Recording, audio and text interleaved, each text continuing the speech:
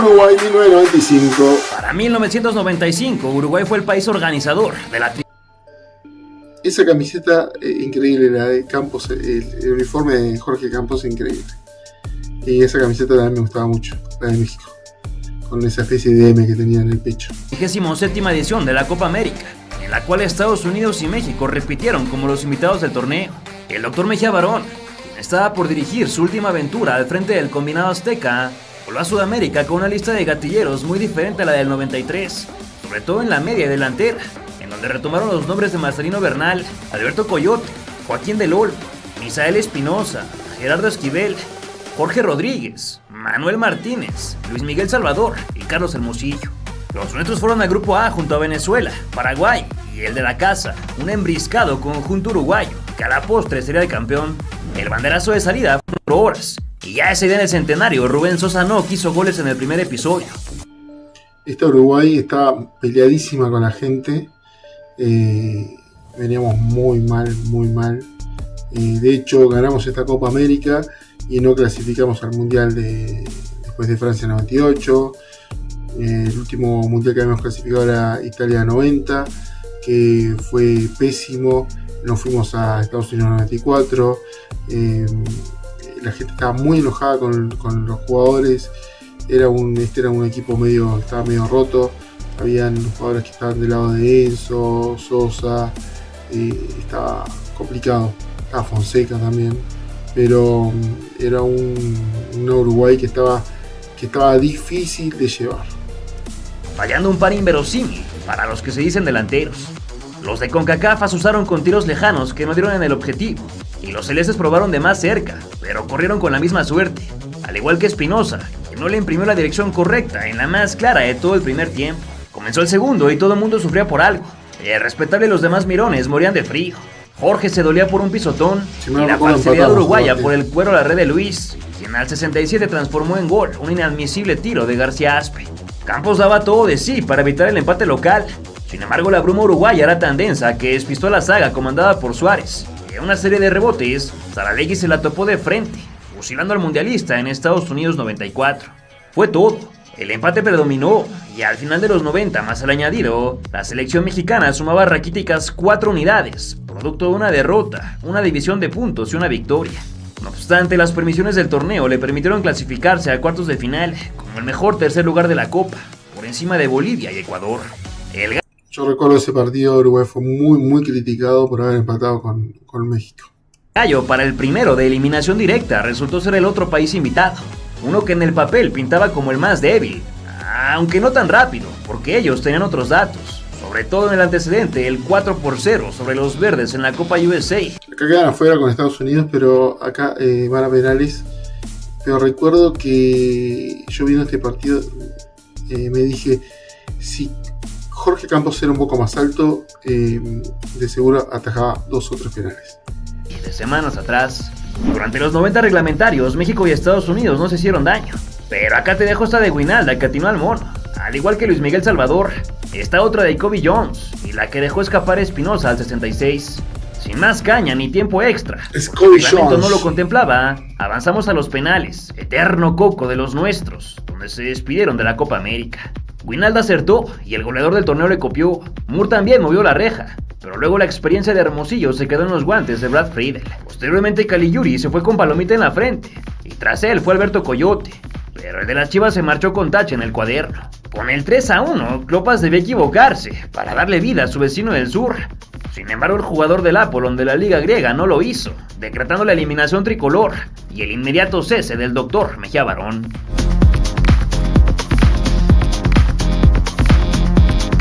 Tras el papelón con los gringos en Paysandú, la selección nacional regresó a la justa del Cono Sur, que para 1997 se realizó en la altura de Bolivia durante el mes de junio. La vida pasaron de noche, sin ganar un solo partido en el grupo que compartían. Esta Copa América fue pésima también para Uruguay. Acá esta Copa América para Uruguay fue pésima. Terminamos quedando fuera en fase de grupos. Estamos con Bolivia, el local. Teníamos a Venezuela y a Perú. Creo que perdimos contra Perú. Creo que el único que le ganamos fue a Venezuela, y perdimos contra Perú y contra Bolivia, si mal no recuerdo. pero fue pésimo. Favorito, y además saldría campeón. Y el conjunto verde, blanco y rojo era ya dirigido por Bora Milutinovic, viejo conocido de origen serbio, que vivía su segunda etapa en el Banco Nacional y que por cierto la traía consigo, pues venía de levantar la Copa Oro del 96, la US Cup del mismo año, y más tarde repitió con la del 97, para el compromiso en Bolivia. Esta final fue la que ganó Brasil, que fue con Bolivia, ¿no? Bellibor convocó una horda de futbolistas que desató la polémica en los medios por su corta edad y menuda experiencia. Porque Campos estaba lesionado, Adolfo Ríos, Hugo Pineda y Martín Zúñiga fueron los canceleros disponibles. El colmillo de Claudio Suárez relució en la parte baja, acompañando a los jóvenes Joel Sánchez, Luilo Davino, Paco Gabriel de Anda y Pavel Pardo. El cuarto de máquinas y la artillería pesada se conformaron con los nombres de Germán Villa, Rodrigo Lara, Rafael García, Tilón Chávez, Antonio Sancho, Cuauhtémoc Blanco, Francisco Palencia, José Manuel Abundis y un tal Luis Hernández, rubio melenudo que el planeta fútbol estaba por conocer. La Colombia de Farid Mondragón fue el primer reto para la 13ª selección mejor clasificada en el último mundial, una que muy de madrugada tomó la ventaja en el Tahuiche Aguilera. Volaba el minuto 7 y Abundis se deshizo entregando para Hernández. El matador recepcionó con la diestra y con la misma soltó metralla, perforando el marco del turco cerca de la escuadra. Edison Mafla se quedó a nada de empatar, mas su líder directo no tocó la red porque Pineda se interpuso. Y enseguida de esta acción, Nicolás Ramírez pasó lista por derecha. A José Santana le tiró un café con leche que fue a dar al movimiento de Luis Hernández. Sacó el recurso, pero Farid tapó su taconazo con las uñas. El aguacero sobre el área cafetera no aminoró, y en una aproximación más, Villa colgó un centro delante del manchón, que el ariete necaxista ganó en todo lo alto, y picó al fondo para el 2-0, apenas al minuto 11. Más allá del juego brusco y una seguidilla de acometidas norteamericanas que no movieron la de Cuadros, el primer tiempo no dio para más que la lesión de Hugo Pineda durante los últimos segundos antes del silbatazo. Para el complemento, Zúñiga saltó al pórtico tricolor, pero rápido lo pusieron en jaque cuando en un córner por izquierda salió en falso, permitiendo el descuento de Hamilton Ricard. Mientras los números en las casacas tricolores desaparecían de a poco, Colombia buscaba por aquí y por allá el gol de la igualada, solo que la defensiva azteca se multiplicaba magnífico. Y por ahí le echaron la mano perdonándole un penal, además de que Cabrera se la regaló al Pulpo cuando la tenía para hacerse famoso. Acabó el partido y el 2-1 le dio buena prensa a los del Quinto Sol, quienes ahora iban por Brasil, el equipo más fuerte del torneo. Ahí nomás, con Roberto Carlos, Cafú, Ronaldo y Romario en su oncena de antología. Bora no quiso más con Zúñiga en la puerta y en su lugar envió a Ríos, quien junto al matador serían los guapos de la película tricolor. México le jugaba al tú por tú a la verde amarela, mientras que un encendido posarricense les pintaba en la cara el 1-0 apenas al minuto 13, con un testarazo brutal tras un dardo envenenado de Pavel Pardo. Adolfo cimbró un muro frente al fenómeno, aunque Tafareu hizo lo mismo con Luis, y luego de la torrentera de arribos donde ninguno anotó, finalmente al 31 el príncipe encantador reventó su cuarto gol de la justa, aprovechando el pésimo fildeo de Celio y Aldair. El Bora de Milutinovic era un carrazo, sorpresa y pico, pero Zagallo traía un Fórmula 1, y en el segundo tiempo le bastó con pisar el acelerador para despertar del sueño al equipo nacional. Apenas se reanudó el fútbol, Aldair resarció su error y descontó para la canariña, ganando por aire en un córner de la izquierda. Si algo sale mal, puede ir peor. Y así con los verdes, pues en una tajada de Adolfo sobre la cola de vaca de Romario, Camilo Romero vivió en carne propia la máxima humillación para un futbolista, empujándola a su puerta. El Temo no supo despegar a la selección tras la dejadita de Hernández, y de ahí todo se fue al garete. La campeona del mundo se amarró el cabello y puso manos a la obra para conseguir los 3 puntos. Las piernas encargadas del 3-2 brasileño fueron las de Leonardo, crack del Paris Saint-Germain, que hizo trizas a la última línea mexicana.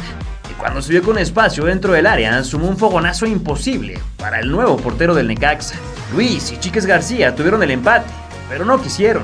Y tras el silbatazo de José Arana, México se quedaba en 3 unidades, postergando su clasificación, la cual debería asegurar derrotando a los ya eliminados ticos, que no dieron una, porque al final dejaron todo para no irse con las manos vacías. La ostra se abrió muy pronto en Santa Cruz, pues Luis Hernández dijo que sí al penal de la saga, tras una mano en pronto con un gol podrio de ronda, el color de hormiga, ya que ni el 10 se asomaba cuando Davino atropelló a Graciani dentro del área, para el 1-0 del Capi Capurro, quien se ensañó con Ríos. Camilo desdeñó la gloria enviando por un costado el que igualaba la cuenta, caso contrario al de Cuauhtémoc, porque él sí la quiso, y al 17 volcó al repositorio ecuatoriano con un sólido cabezazo, tras un cobro desde el banderín. El arete necaxista tuvo el de la voltereta, pero el gol le hizo el feo, lo mismo que al Tiburón Sánchez antes del entretiempo. De vuelta en el alfombrado, el canilla mexicano elevó a la estratosfera su sexto gol del campeonato y Eustacio Rizzo se la acomodó bien, solo que ejecutó desviado. Más nada obsequiaron los protagonistas en el campo, así que el próximo rival de Bolivia en semifinales se decidiría desde los 11 pasos. Pese a que el Tri arrastraba la eliminación en penales contra Estados Unidos de la Copa anterior, los muchachos de Bora saltaron con pies de plomo y cambiaron la historia. Montaño fue al lado contrario de Ríos, se notó, al como matador cuando fue su turno. Adolfo no le permitió el segundo a Capur, y luego Claudio puso en ventaja a los suyos con un cañonazo. Vino Ulises de la Cruz y el portero michoacano volvió a tapar, solo que Blanco Bravo no quiso subir el 3-1, y Graciani mejor plasmó el 2-2. Tirón Chávez no se achicó y movió la malla. Fernández pateó arriba y al centro, emparejando la cuenta, y Villa la dejó como estaba, cobrando horripilante. Por fortuna Rosero le entregó un flan al nacido en Uruapan, y finalmente la interna de Joel Sánchez aseguró las semifinales. Los bolivianos llegaron invictos a la antesala de la final, permitiendo un solo gol, así que los mexicanos la tendrían muy complicada para ganarles en La Paz. Tanto estuvieron las piñas a punto en el Hernando Siles, que al minuto 8 el matador Hernández fue derribado en la sonrisa.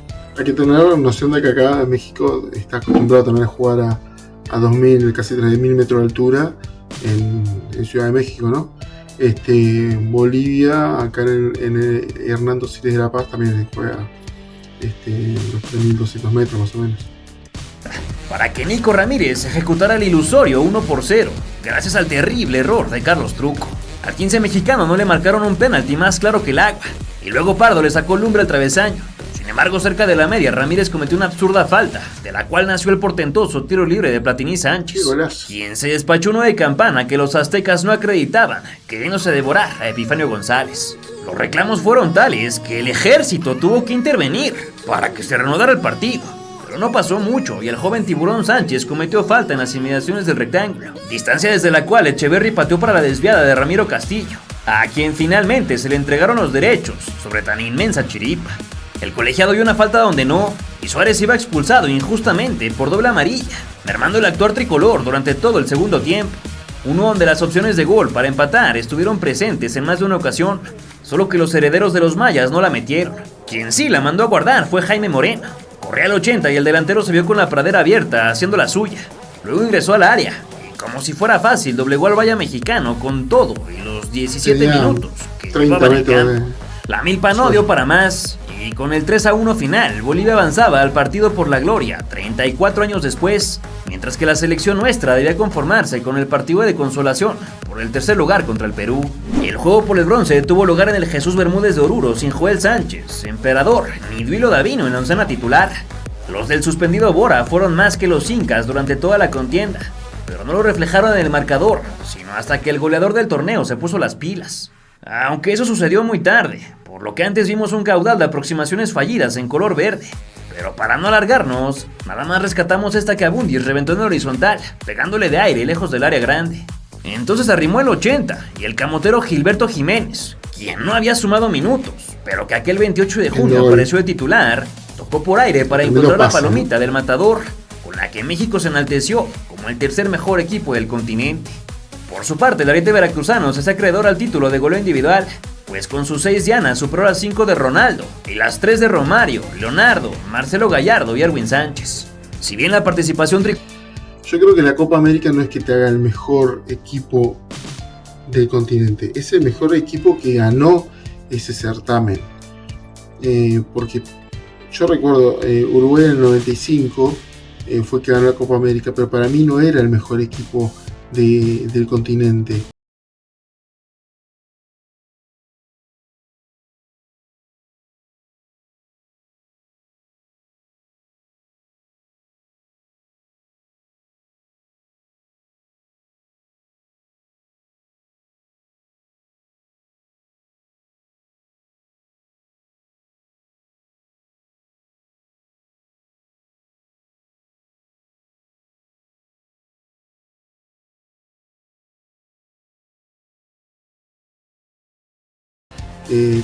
No es por ahí. El color fue de menos a más y finalmente convencieron a todos con ese tercer puesto. El nuevo objetivo era trasladar esa mística al mundial venidero, solo que gran parte de los seleccionados en Bolivia no acudirían, y tampoco Bora, pues lo echaron antes de la Copa, aunque el yugoslavo sí estuvo en Francia 98, pero dirigiendo a Nigeria. increíble. El sabor de boca que La Puente y sus pupilos dejaron tras participar de la fiesta gala fue uno sumamente agradable, pues la evolución del fútbol mexicano se hizo evidente, compitiéndole de igual a igual a cualquiera que se le enfrentara. Aunque la onza se acabó en octavos como casi siempre, el representativo nacional estaba por vivir quizás la mejor época de toda su historia, pues lo que hizo en la Copa... Creo que este tipo de cosas, como México ha ganado partidos puntuales, ha empatado partidos puntuales, le ha ganado a Alemania, le ha empatado con Italia, o ese tipo de cosas, creo que ahí es donde creen que pueden más de lo que creo que podrían. No estoy diciendo que no se hagan la cabeza de que puedan ganar a cualquiera, porque obviamente esto es fútbol y se le puede ganar a cualquiera, pero creo que esos partidos es como que dicen, no, le gané a Alemania una vez, le gané, no, es diferente el tema del fútbol, es mantenerse y ganarle a cualquiera, no es que una vez le gane a Alemania.